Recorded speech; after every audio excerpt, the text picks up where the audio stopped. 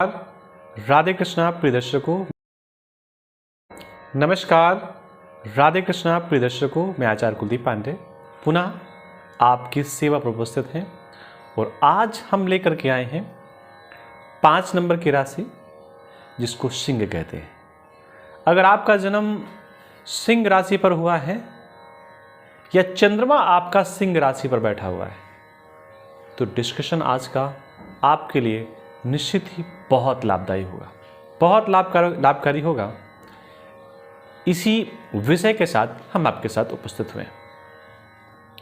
तारीख याद रखिए 4 नवंबर 2023 सांझ के बाद आपकी जन्म कुंडली पर या अगर आप सिंह राशि के व्यक्ति हैं तो आपके जीवन पर परिवर्तन आने वाला है। ये परिवर्तन कई प्रकार से अच्छा है और कोई भी चीज एक जैसी कभी नहीं हो सकती। अगर वही जल ठंडियों में स्वास्थ्य के लिए लाभकारी है, शरीर के लिए लाभकारी है, तो वही जल कई बार गर्मियों में आपको हानि भी पहुंचा सकता है। जल सेम है तो ये कई सारी चीजें होती हैं। आप कहेंगे ऐसा कैसे कह रहे हैं? तो गर्म जल सर्दियों के लिए स्वास्थ्य के लिए लाभदायक होता है और वही गर्म जल गर्मियों के लिए कई बार हानिकारक हो जाता है।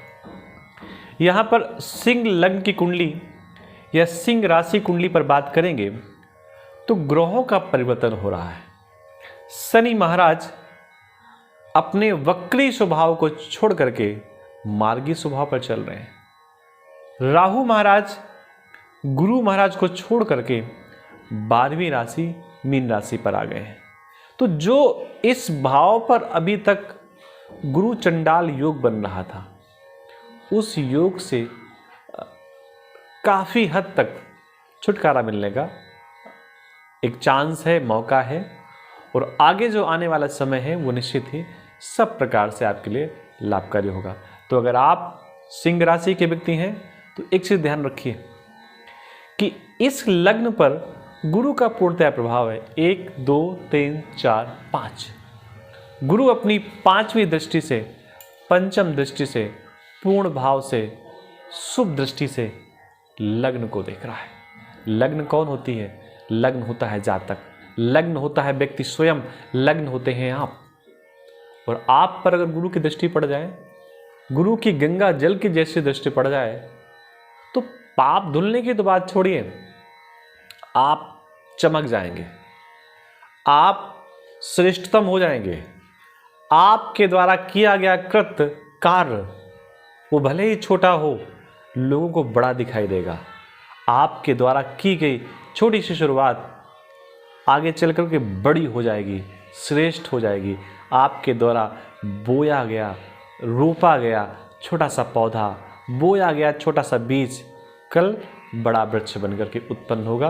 अगर आप सिंह राशि के व्यक्ति हैं या सिंह लग्न की कुंडली में आपका जन्म हुआ है, ये स्थिति गुरु की यहाँ पर है क्योंकि गुरु अब स्वतंत्र है, गुरु अकेले हैं। गुरु पर जो गुरु चंडाल दोष का एक दोष लगा हुआ था वो नहीं लगा हुआ है, तो गुरु अपनी पूर्णतया दृष्टि से इस भाव को देख रहा है। इसी भाव को शनि महाराज अपनी मार्ग की दृष्टि से देख रहे हैं।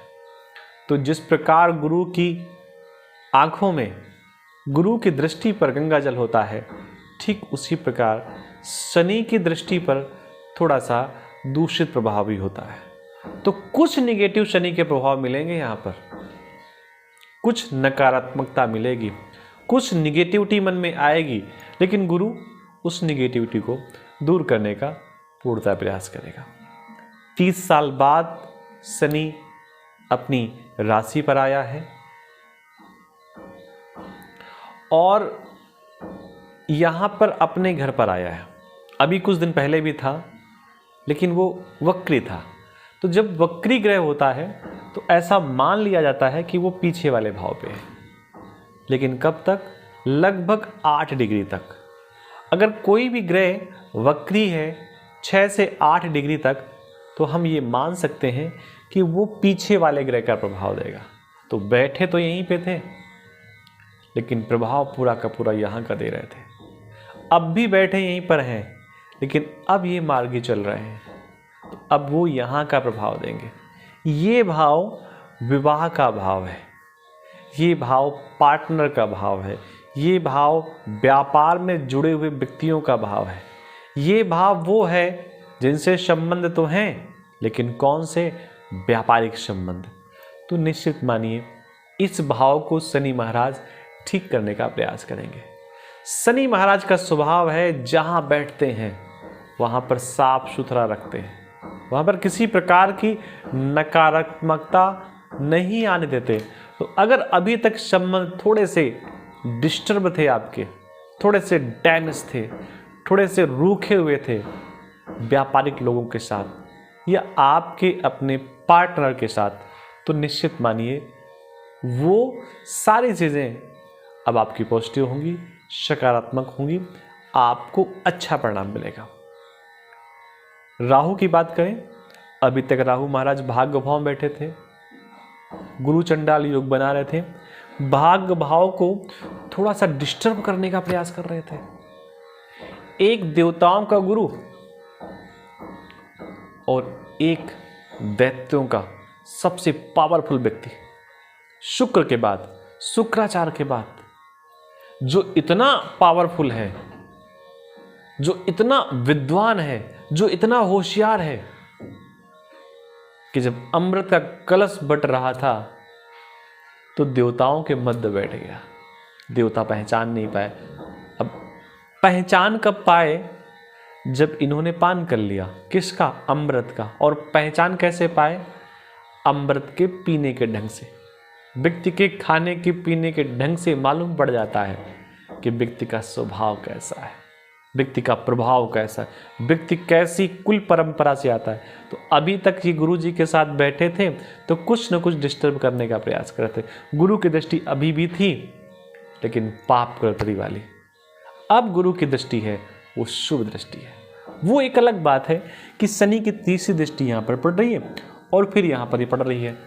तो शनि महाराज की तीसरी दृष्टि, सातवीं दृष्टि, 10वीं दृष्टि जहाँ पर पड़ती है उस भाव को थोड़ा सा निगेटिव करने का प्रयास करते हैं। ये बिल्कुल ठीक बात है, लेकिन शनि महाराज निगेटिव, हमारी दृष्टि में निगेटिव करने का प्रयास करते हैं।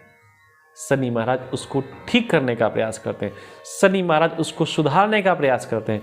ये शनि का प्रभाव है। शनि महाराज उसे गलत कृत्य करने से रोकेंगे। शनि महाराज कोई भी ऐसा कर्म नहीं करने देंगे जिससे आप डिस्टर्ब हो। तो तीसरी दृष्टि जरूर यहाँ पर पड़ रही है, फिर 5वीं दृष्टि यहाँ पर पड़ रही है, तो ओवरऑल आपके लग्न ठीक है। राहु महाराज यहाँ पर बैठे हैं। राहु तो अपना प्रभाव दिखाएंगे, अपना कोई घर होता नहीं है, जिसके घर में जाएंगे जैसी स्थितियाँ होंगी वहाँ वैसा डिस्टर्ब करने का प्रयास करेंगे। अभी तक गुरु के साथ बैठे थे, अब गुरु के घर पे आ गए, लेकिन गुरु अपने घर पे नहीं है, गुरु तो कहीं और है। अकेले राहु बैठे हैं, थोड़ा बहुत डिस्टर्ब कर सकते हैं, लेकिन राहु अकेले बैठे हैं यहाँ पर। ये रिसर्च का भाव है, अंधेरे का भाव है, तो यहाँ पर स्वभाव के अनुसार ग्रह बैठा हुआ है राहु, तो थोड़ा बहुत कुछ डिस्टर्ब करेगा। लेकिन जो सबसे बड़ा डिस्टर्बेंस होगा, सावधानी की आवश्यकता है, वो सेकंड भाव से संबंधित। सेकंड भाव को ठीक करने का बहुत ज़्यादा आवश्यकता है। उसका कारण क्या है? क्योंकि सेकंड भाव पर केतु महाराज अकेले बैठे हैं। सेकंड भाव वाणी का भाव होता है, घर का भाव होता है, मुख का भाव होता है, भोजन का भाव होता है। इसमें से सबसे जो मेन रोल है वो वाणी, और वाणी के भाव में केतु महाराज बैठे हुए हैं। केतु महाराज की वाणी कैसी है? जैसे कोई नंगी तलवार, और एक ऐसी नंगी तलवार जिसमें दोनों तरफ धार हो। इस समय बहुत सोच समझ करके भाषा का उपयोग करने की आवश्यकता है। थोड़ी सी भाषा डिस्टर्ब हुई कि निश्चित मानिए बहुत कुछ खो सकते हैं आप। तो जब तक केतु महाराज यहां पर हैं तब तक आपको अपनी भाषा को बहुत सीमित, श्रेष्ठ, उत्तम बना करके रखना है। कुछ भी ऐसी भाषा का उपयोग बिल्कुल भी नहीं करना है जो सामने वाले के लिए हानिकारक हो।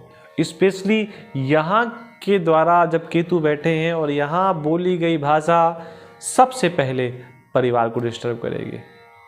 और ऐसा नहीं कि उस परिवार में चाचा डिस्टर्ब होंगे, मामा डिस्टर्ब होंगे, पहले आपका सबसे नज़दीकी व्यक्ति डिस्टर्ब होगा। तो इस बात का भी आप लोग ध्यान रखें। भाषा का तब तक ध्यान रखें जब तक गुरु महाराज यहाँ से उठ करके इस भाव पे नहीं आ जाते। और जब गुरु महाराज यहाँ से उठ करके इस भाव में आ जाएंगे तो फिर पांचवी दृष्टि से इस भाव को देखेंगे तो डिस्टर्ब भाषा को ठीक करने का पूरा प्रयास करेंगे। तो जब तक गुरु महाराज यहाँ पर हैं और यहाँ नहीं पहुँच रहे सेकंड नंबर की राशि पर, वृषभ राशि पर जब तक गुरु महाराज नहीं पहुँच रहे, तब तक अपनी भाषा को आपको नियंत्रण सोच समझ करके और धीरे से अपने कार्य को निकालने का प्रयास करना चाहिए। तो आज के संस्करण पे इतना ही। बहुत सारी चीज़ें पॉजिटिव आपके साथ होने वाली हैं, लेकिन कुछ थोड़ा सा निगेटिव के साथ। तो आज के संस्करण में इतना ही। आप चैनल पर बने रहिए। अगर सब्सक्राइब नहीं किया तो जरूर सब्सक्राइब करिए और हमारे परिवार के सदस्य बनिए। कुछ पूछना है आप हमें कॉल कर सकते हैं। आप सबको राधे कृष्णा, नमस्कार।